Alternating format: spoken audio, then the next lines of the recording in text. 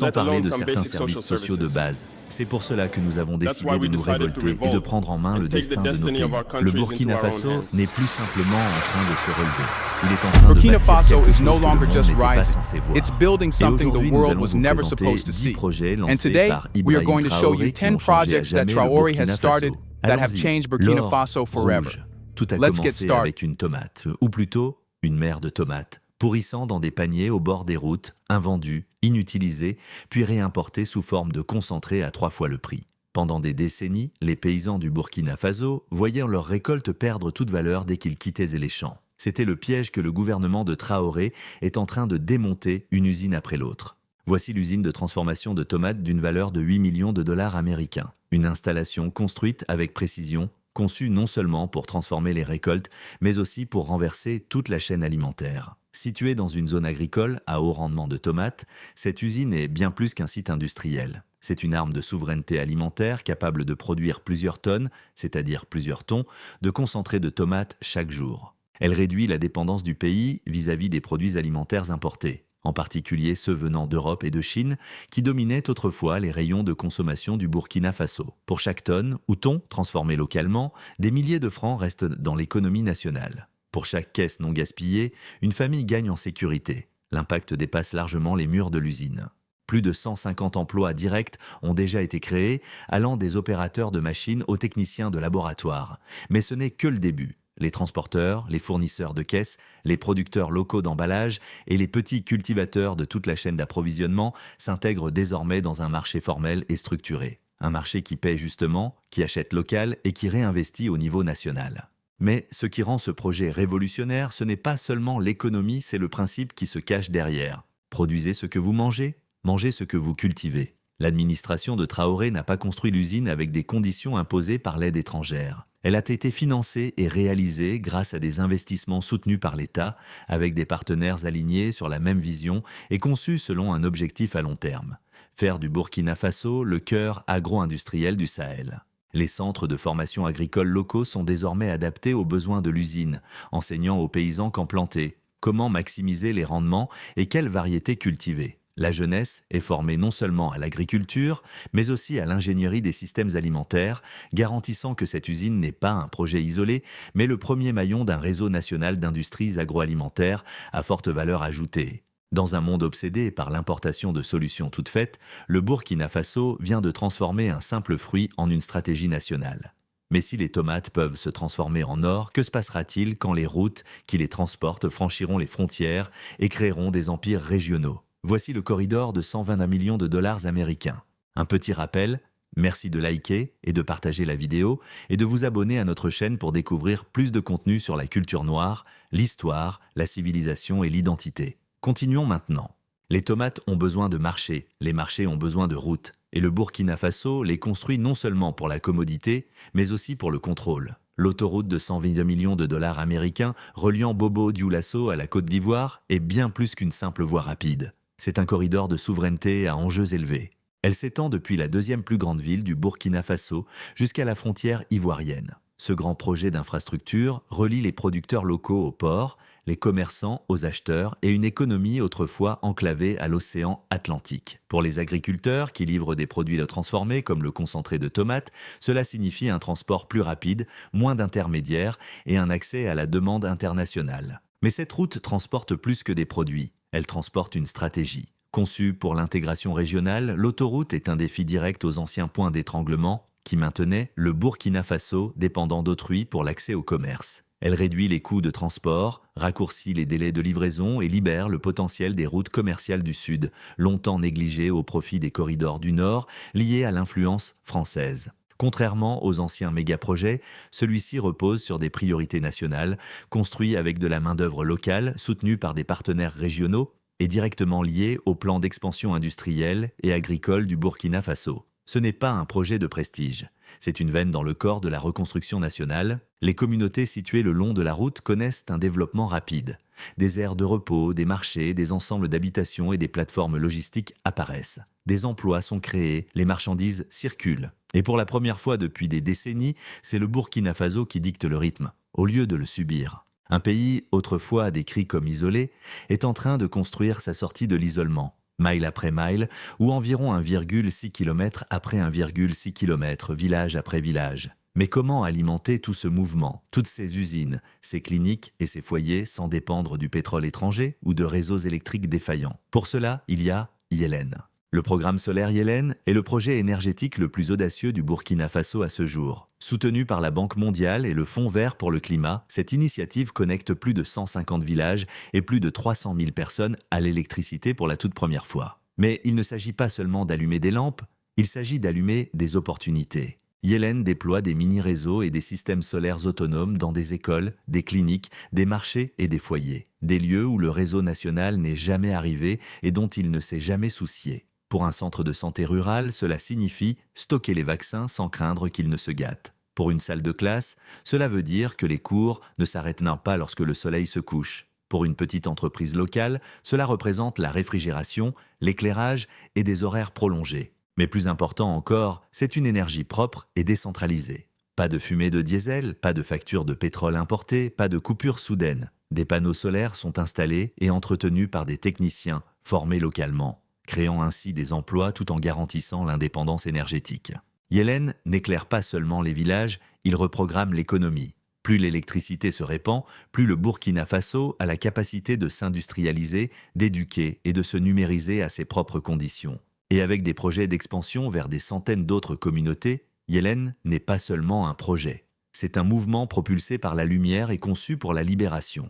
Mais même avec de l'énergie et des routes, une nation ne peut pas tenir sans soigner son peuple. Alors, que se passe-t-il lorsqu'un hôpital devient le nouveau temple de la souveraineté? Cela donne naissance à l'hôpital de Bobo. Une fois que vous alimentez une nation, vous devez protéger les personnes qui la font fonctionner. Et au Burkina Faso, se soigner n'est plus un luxe réservé à la capitale ou à l'élite. Surgissant du sol dans le sud-ouest, se dresse le centre hospitalier universitaire régional de Bobo-Dioulasso. Un symbole non seulement de santé, mais aussi de souveraineté. Conçu pour devenir l'un des établissements médicaux les plus avancés du pays, cet hôpital a une mission unique, apporter des soins de santé modernes aux populations qui n'y ont jamais eu accès. Pendant des décennies, le Sud-Ouest a souffert en silence, avec des cliniques sous-équipées, du matériel obsolète et des trajets interminables pour obtenir des soins adaptés. Cette époque touche à sa fin. Ce n'est pas une réparation provisoire, c'est une réinitialisation complète du système. Conçu à la fois comme un centre de traitement et comme un institut de formation,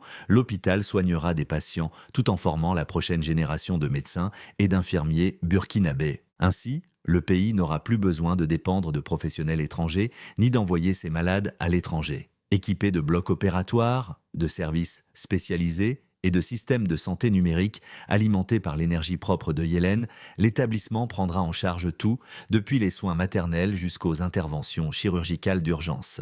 Et il n'est pas isolé. De nouvelles liaisons pour ambulances et des connexions de données sont en cours de mise en place afin de relier directement les cliniques rurales au système central de l'hôpital. Pour la première fois, la médecine moderne ne fera pas que visiter la région, elle y vivra. La vision de Traoré pour la santé est claire. Si vous voulez bâtir un pays solide, commencez par garder son peuple en vie, instruit et proche de chez lui. Mais pour vraiment vivre, les populations ont besoin de plus que de soins. Elles ont besoin d'eau, une eau propre, constante et souveraine. Que se passe-t-il lorsqu'une nation prend le contrôle de sa ressource la plus essentielle? Voici la solution, Ziga 2. Les hôpitaux ne peuvent pas fonctionner sans eau, pas plus que les foyers, les écoles ou les exploitations agricoles. Et pour une capitale en pleine croissance et pleine d'espoir, chaque goutte compte. C'est pourquoi le Burkina Faso construit quelque chose de monumental. Le barrage de Ziga 2. Un projet conçu non seulement pour stocker de l'eau, mais pour reprendre le contrôle de la vie elle-même. Situé près de Ouagadougou, ce barrage est en cours de construction pour résoudre les pénuries chroniques d'eau de la capitale. Ce n'est pas seulement une question de confort, c'est une question de survie. Pendant les saisons sèches, les robinets s'asséchaient, obligeant les femmes et les enfants à marcher plusieurs kilomètres, soit plusieurs miles, les hôpitaux rationnaient l'eau, les entreprises s'arrêtaient et la vie urbaine se fissurait sous la pression. Ziga 2 est conçu pour changer cela de manière définitive. Une fois achevé, le barrage fournira une alimentation stable et propre en eau à des centaines de milliers d'habitants de la ville, couvrant à la fois les besoins domestiques et industriels. Il sera associé à des systèmes de filtration modernes, des stations de pompage alimentées par l'énergie solaire et des réseaux de distribution rénovés, afin que l'eau ne coule pas seulement, mais qu'elle coule propre. Ce qui distingue ce projet, c'est son approche fondée d'abord sur la résilience. Une infrastructure adaptée au climat, l'emploi d'une main-d'œuvre locale et une gouvernance qui privilégie l'accès public plutôt que le profit privé. C'est de l'eau pour le peuple et non pour l'exportation. Et ce n'est pas seulement pour la ville. Ziga 2 fait partie d'un plan national plus vaste visant à développer les systèmes d'approvisionnement en eau ruraux, protéger les nappes phréatiques et introduire la collecte des eaux de pluie ainsi que l'irrigation agricole reliant directement l'eau potable à la sécurité alimentaire et à la santé publique. Avec l'énergie du soleil et l'eau de sa terre, le Burkina Faso réduit sa dépendance dans tous les secteurs essentiels. Une fois que l'eau coule et que les routes se connectent, la question suivante est: où les gens vont-ils vivre et comment ? Dans un pays où l'expansion urbaine signifiait autrefois bidonvilles surpeuplés et infrastructures fragiles, le Burkina Faso est en train de changer le plan directeur. Tout commence avec le projet de développement urbain Faso-Mayo. Il ne s'agit pas seulement de construire des maisons, il s'agit de concevoir un avenir où les villes grandissent avec dignité, équité et solidité. Au cœur de ce projet, Faso-Mayo prévoit la construction de 50 000 nouvelles unités résidentielles, soit environ 50 000 logements, abordables, durables et adaptés au climat et à la culture du Burkina Faso. Mais ce n'est pas un programme immobilier réservé aux riches. Ces habitations sont destinées aux enseignants, aux infirmiers, aux ouvriers et aux familles, à toutes celles et ceux qui, depuis longtemps, étaient exclus des villes vivables à cause des prix. Et cela ne s'arrête pas au logement. Le projet inclut de larges routes, des pôles de transport public, des espaces verts et des systèmes modernes de drainage. Des écoles, des cliniques, des marchés et des aires de jeu sont intégrés dans la conception urbaine. L'objectif est simple, plus jamais séparer les services de base de la vie quotidienne. Encore plus radicale est la méthode. Faso-Mayo est construit avec des matériaux locaux et une main-d'œuvre locale injectant de l'argent directement dans l'économie nationale. Des fabricants de briques, des électriciens, des charpentiers et de jeunes urbanistes sont formés et embauchés massivement, transformant la construction en moteur national de l'emploi. Ce n'est pas seulement de l'urbanisme, c'est de la planification nationale. Et lorsque les gens emménagent dans ces nouveaux foyers, alimentés par des réseaux solaires, approvisionnés en eau grâce aux nouveaux barrages et reliés au marché de l'emploi par de nouvelles routes, ils ne trouvent pas seulement un abri, ils trouvent un sentiment d'appartenance dans un pays qui, enfin, construit en pensant à eux. Un foyer signifie la stabilité, un emploi apporte un revenu, mais sans une banque qui comprend réellement les personnes qu'elle sert, la richesse ne grandit pas, elle fuit. C'est pourquoi le Burkina Faso a lancé Burkine. C'est la toute première banque publique créée non pas pour tirer profit de ses citoyens, mais pour leur donner du pouvoir. Pendant des décennies, l'accès aux services financiers était le privilège de quelques-uns. Les banques internationales dominèrent le marché, se concentrant sur les élites urbaines, le commerce extérieur et les placements sans risque. Les communautés rurales, les petites entreprises et l'économie informelle avaient été laissées pour compte, sans banque, sans protection et invisibles. Burkindam est en train de réécrire cette histoire. Avec pour mission de servir les Burkinabés ordinaires, la banque est conçue pour étendre l'accès financier jusque dans le cœur du pays. Des quartiers urbains jusqu'aux villages agricoles les plus reculés, Burkindam propose des comptes de base, des prêts à faible intérêt, du microcrédit pour les femmes et des services bancaires mobiles dans les langues locales assurés par du personnel local. Ce n'est pas seulement une banque, c'est un instrument d'inclusion économique. Les jeunes entrepreneurs peuvent désormais accéder à un capital de démarrage. Les agriculteurs peuvent obtenir des prêts pour augmenter leur production ou acheter du matériel. Les familles les peuvent épargner sans avoir à voyager des heures jusqu'à la ville. Ce n'est pas de la charité, c'est une stratégie d'autonomisation nationale. Et plus encore, Burkind est intégré à d'autres réformes de l'État. Les projets de logement sont soutenus par des produits hypothécaires adaptés. Les coopératives agricoles reçoivent des financements collectifs. Et les plateformes numériques, appuyées par les futurs centres nationaux de données, permettent des transactions sécurisées à travers tout le pays. Pour la première fois, le système financier ne travaille pas contre les pauvres, il travaille pour eux. Mais donner aux citoyens l'accès aux services n'est que la première étape. On ne peut pas construire un pays moderne sur du papier. Dans un monde où le pouvoir circule à travers des câbles à fibre optique et des serveurs en nuage, le contrôle numérique est un contrôle national. C'est pourquoi le Burkina Faso ne se contente pas de connecter son peuple, il construit aussi les infrastructures pour posséder son avenir numérique. Au centre de cette révolution se trouve Pacte Digital, le projet d'accélération de la transformation numérique doté de 150 millions de dollars qui vise à propulser la nation dans une nouvelle ère de gouvernance de services publics et d'opportunités économiques. 2 centres nationaux de données, aujourd'hui achevés à plus de 70%, vont bientôt ancrer cette transformation. Et ce ne sont pas de simples centres de stockage. Ce sont de véritables forteresses souveraines de l'information conçues pour abriter les archives gouvernementales, les données financières, les systèmes éducatifs, les bases de données médicales et les registres civils sous le contrôle du Burkina Faso. Avec cette colonne vertébrale numérique, les services publics passent en ligne. Les citoyens pourront demander des cartes d'identité, des titres fonciers, des permis et même inscrire leurs enfants à l'école directement depuis un téléphone portable. Fini les files d'attente, fini les pots de vin, fini la paperasse interminable. Mais Pacte Digital ne se limite pas à la numérisation de l'administration. Il comble aussi la fracture numérique.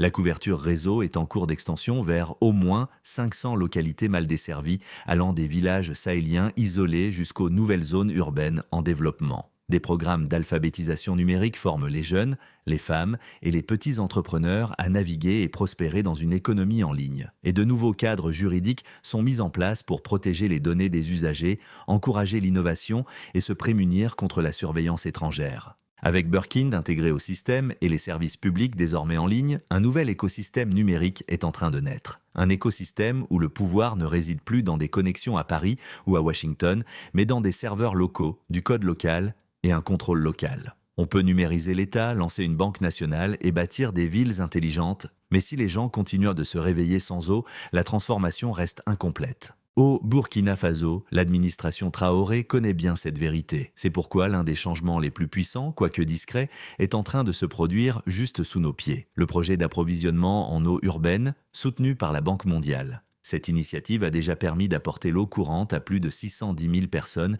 et d'améliorer l'assainissement pour 440 000 autres. Mais ce n'est pas un énième projet ponctuel financé par des bailleurs. C'est une refonte stratégique destinée à faire de l'accès à l'eau potable et à l'assainissement un service public garanti et non un privilège réservé à quelques-uns. En ciblant à la fois l'expansion urbaine et les quartiers informels densément peuplés, le projet installe des canalisations modernes, des stations de filtration et des branchements domestiques à faible coût, desservant aussi bien les foyers que les institutions publiques dans des villes en forte croissance comme Ouagadougou et Bobo-Dioulasso.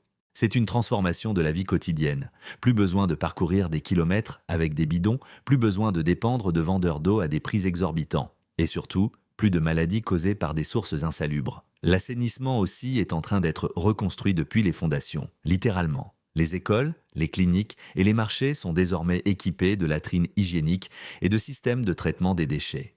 Les réseaux de drainage urbain sont redessinés pour réduire les inondations et les épidémies pendant la saison des pluies. Ce qui rend ce projet encore plus efficace, c'est son intégration au système numérique. La consommation d'eau, les réclamations des usagers et le suivi des paiements sont désormais gérés via des plateformes mobiles, reliant directement les citoyens aux prestataires et éliminant les lenteurs inutiles. L'eau potable n'est plus une promesse. C'est un réseau qui coule directement de la volonté nationale jusqu'au robinet des foyers. Passons maintenant au Burkina Faso rural. Dans les campagnes, la richesse ne repose pas dans des comptes bancaires. Elle broute dans les champs. Le bétail est bien plus qu'une tradition, c'est une monnaie, un héritage, une source de protéines et un symbole de pouvoir. Et pendant trop longtemps, il a été négligé, enfermé dans des rendements faibles, des épidémies et des marchés désorganisés. C'est pourquoi le gouvernement Traoré, avec le soutien de la Banque mondiale, a lancé le projet d'appui au développement du secteur de l'élevage.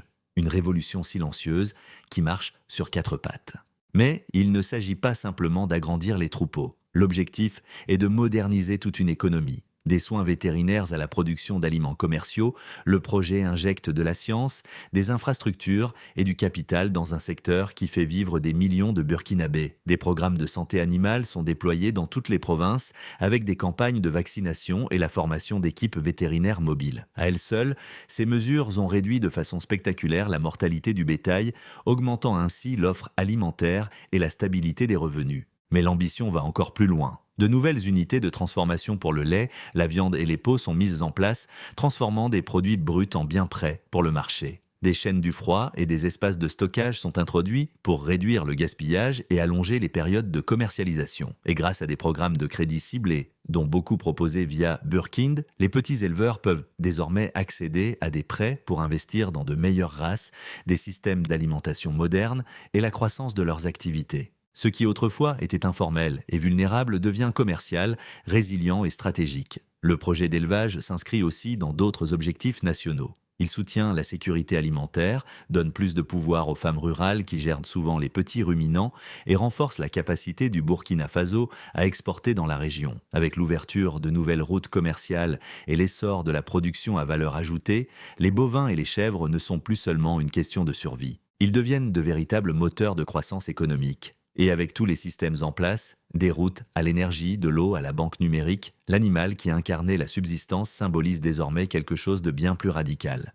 Une nation qui refuse d'être sous-estimée. Le Burkina Faso n'attend plus le changement. Il le construit. De l'énergie solaire à la banque souveraine, des usines de tomates aux villes intelligentes, voici un plan directeur pour une indépendance véritable. Projet après projet, la nation se relève. Pas avec du bruit, mais avec une détermination claire. Et désormais, le monde ne peut plus détourner le regard. Pensez-vous que le Burkina Faso connaît aujourd'hui plus de développement que l'Occident? Dites-le nous dans les commentaires. Est-ce que l'Occident a désormais besoin de l'aide du Burkina Faso? Voulez-vous regarder d'autres vidéos comme celle-ci? Alors abonnez-vous à notre chaîne et activez la cloche. Nous avons décidé de publier des vidéos sur un sujet dont personne ne parle. La culture noire, la civilisation, l'histoire et les preuves de la grandeur des peuples noirs. Merci de nous avoir suivis et à très bientôt pour une prochaine vidéo.